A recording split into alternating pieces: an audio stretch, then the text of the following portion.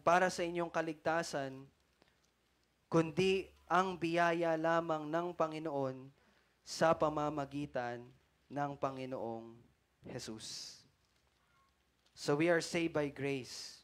At sa pagtatapos po, again, sa biyaya tayo po ay naligtas. And we must be grateful. Tayo ay magpuri sa Panginoon. Purihin natin siya. Dahil ang katiyakan ng ating kaligtasan ay nasa Kanya. Huwag na po tayong magbigay ng pagpapahalaga sa mga ginagawa natin. Because it's only by grace you are saved through faith. Remember that. You are saved. Ligtas ka sa biyaya. But then again, as a reminder, Titus 2:11-14. Sapagkat nagpakita ang biyaya ng Diyos na nagdadala ng kaligtasan sa lahat ng tao.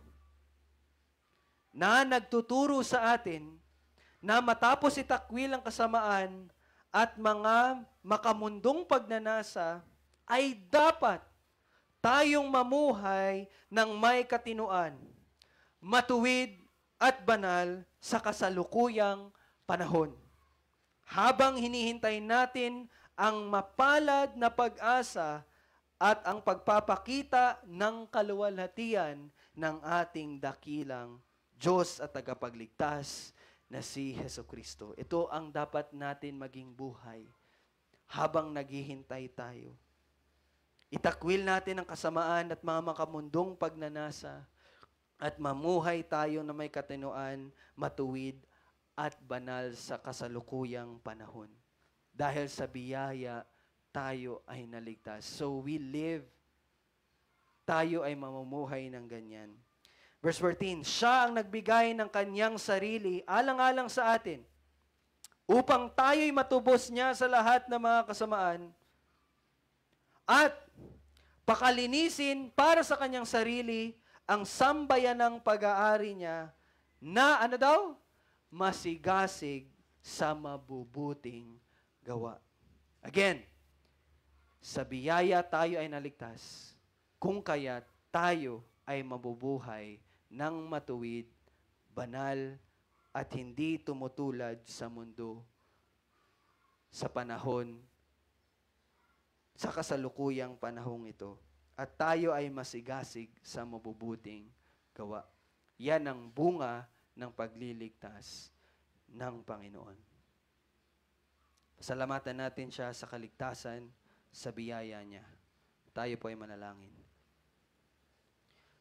Maraming salamat, Panginoon, sa iyong salita at pagpapakita at pagpapaliwanag sa amin na si Jesus ang iyong lingkod. Siya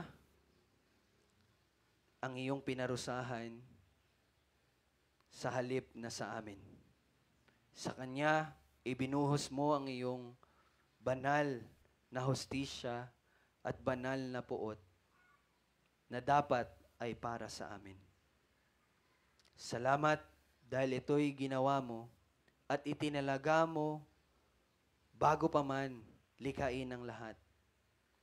Kami ay nakilala mo na nung una pa at kami ay iyong itinakda sa kaligtasan sa pamamagitan ng iyong anak na si Jesus. Kami iyong tinawag at kami ay iyong inaring ganap.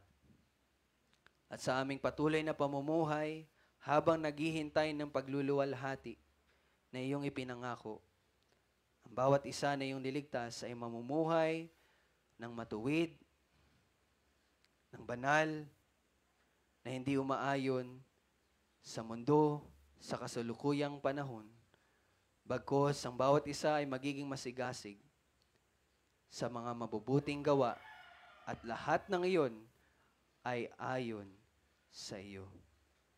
Sapagkat mula sa Kanya at sa pamamagitan niya at para sa Kanya ang lahat ng mga bagay, sumakanya nawa ang kaluwalhatian magpakailanman. Amen at amen.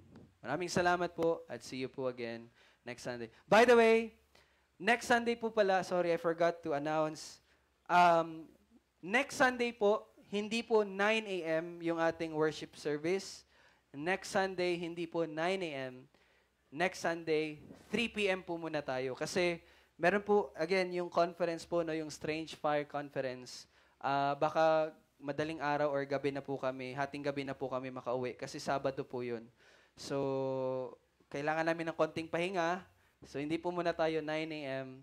Next Sunday, 3 p.m. po muna tayo next Sunday. So, nandito din po yung family ko. So, kita-kita po tayo next Sunday. 3 p.m. next Sunday. Thank you po. See you and God bless. Thank you. Bye-bye.